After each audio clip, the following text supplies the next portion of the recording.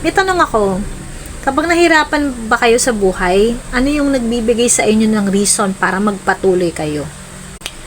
Meron ba kayong pasanin or distraction ngayon na nagpapabagal sa walk mo o sa pagtakbo mo sa relationship mo kay Lord? Good morning! Devotion time! So, yan yung pag-uusapan natin ngayon, diba? Tanong pa lang is mapapaisip ka na. Related dyan yung verse na isi-share ko ngayon sa inyo.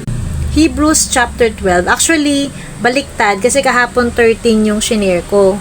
So, nakalimutan ko pala mag-share about dun sa Hebrews 12. So, ayan. Hebrews 12, it's about still. So, yung Hebrews 12 na yan, is dito, ini-encourage ni Apostle Paul ang mga believers to keep on going, diba? To have the strength to persevere in the faith and to fix their eyes on Jesus, no matter what the circumstances are. And patuloy na iset aside kung ano man yung mga naghihinder sa ating growth kay Lord. So, yun yung context niya. So, basahin natin. Let's dive now into the word. Hebrews 12 verse 1 to 2. Therefore, since we are surrounded by so great a cloud of witnesses, let us also lay aside every weight and sin which clings so closely, and let us run with perseverance the race that is set before us, fixing our eyes on Jesus, the pioneer and the perfecter of faith.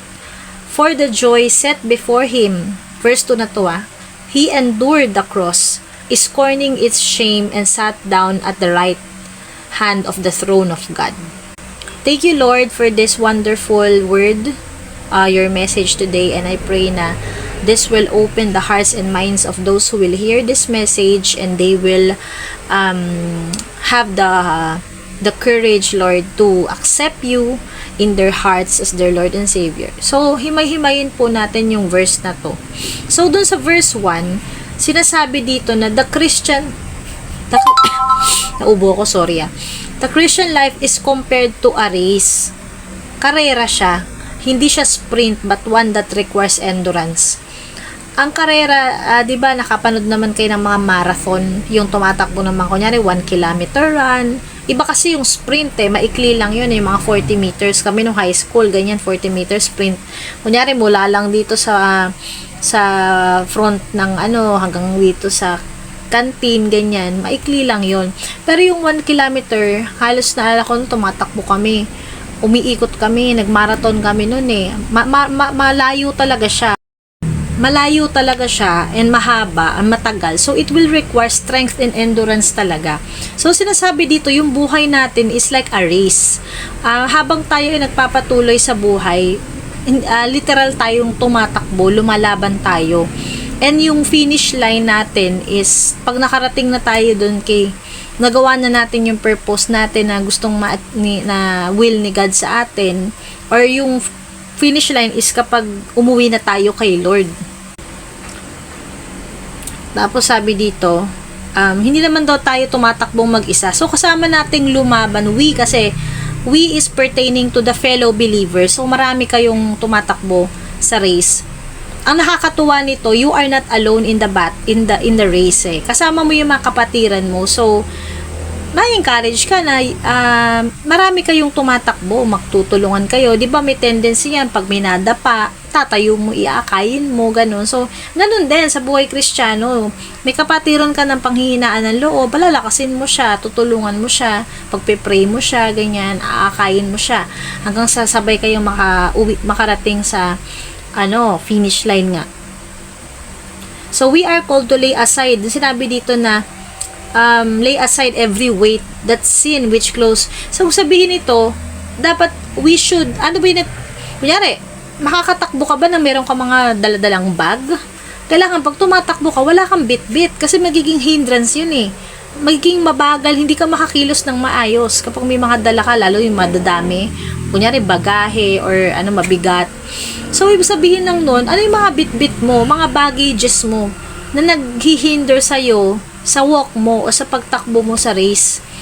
Kasi, kunyari, pwede kang bumagal, 'di ba? Pwede kang madapa, matisod. Sabihin nun, yun? Yun, katulad nung kasalanan na nagagawa natin, na tinatago natin. Meron kayong mga hidden sin na hindi nyo pa maamin kay Lord, or hindi nyo pa ma-let go, ganyan. Yung mga past mistakes, or mga guilt, mga shame, ganyan, regret sa buhay, maling desisyon na hanggang ngayon hindi mo patawad sarili mo. So, ayun nga, anything that slows down spiritually, and especially sin that grips us.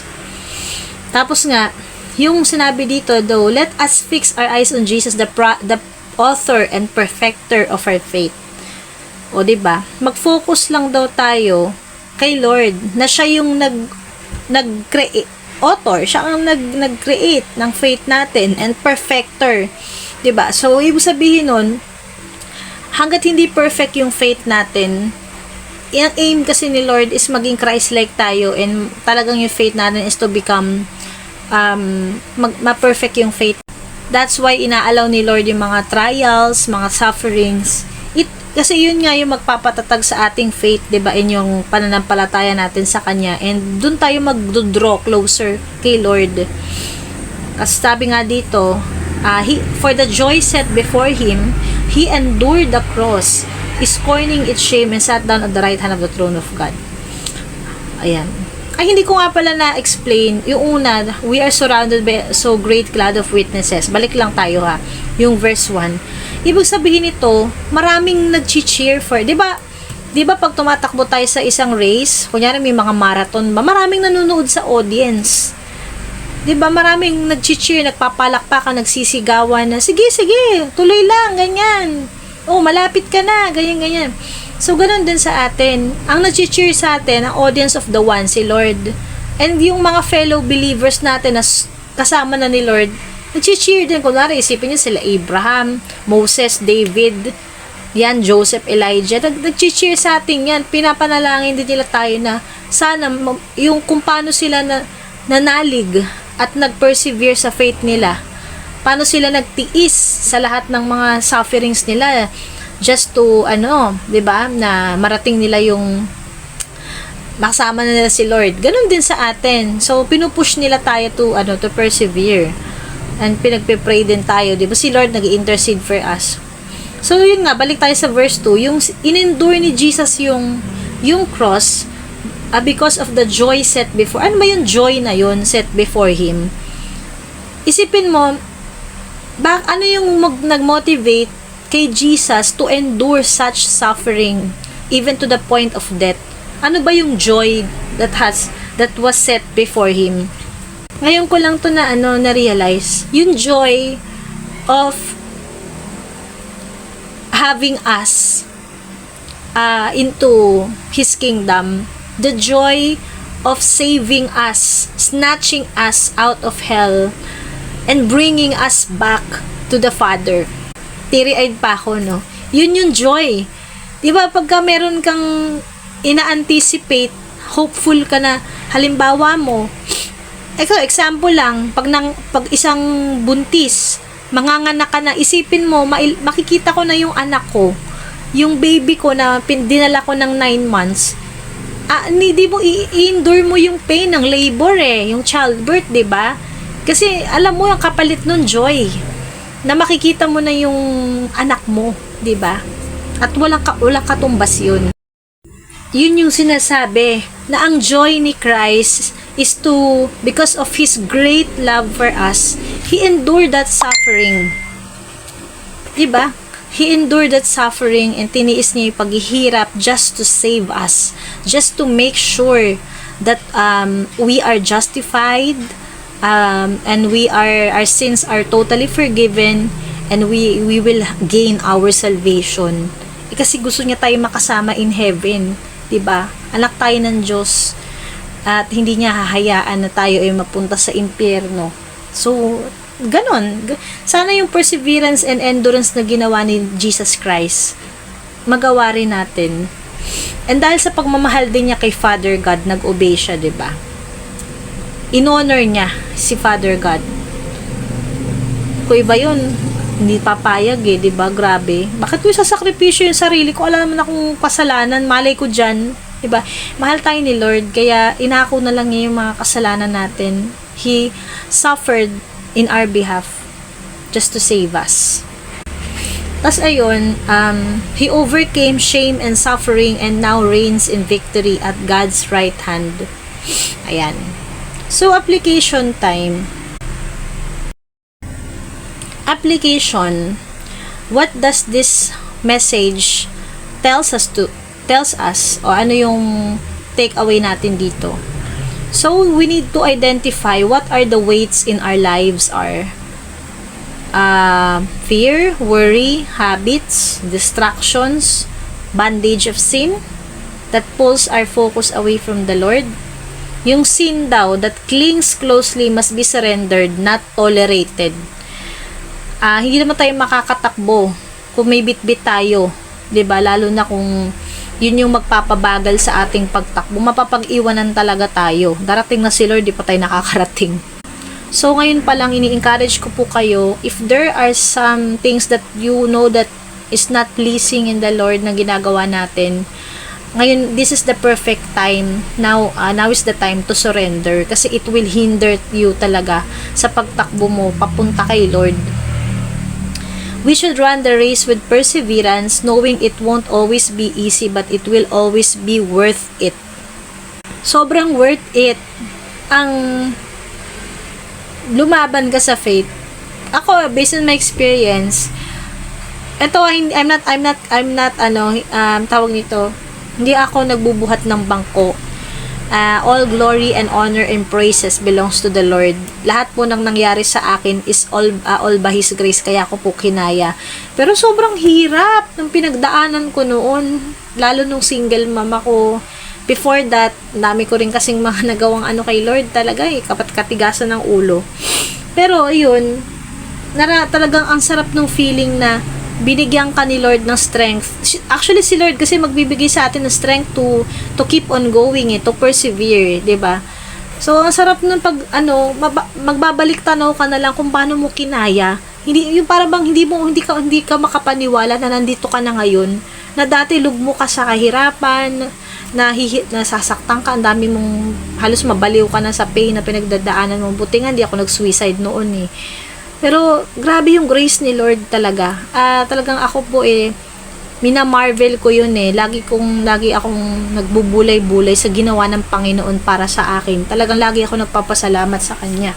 And hindi ako mahihiya i-share iyon sa inyo. Hindi ako titigil hanggat nabubuhay ako, talaga magpupurit, magpapasalamat ako sa Panginoon sa lahat ng kabutihan niya sa akin, sa family ko. Kasi di naman ako, sino ba ako para iligtas? Matigas ng ulo ko Dami kong kasalanan ding nagawa. Di ba, hindi lang halata, pero matigas din talaga ulo ko, pasaway din po ako noon. So, ginagawa ko to kasi naranasan ko yung grace, mercy, forgiveness, unconditional love, faithfulness ni Jesus sa buhay ko.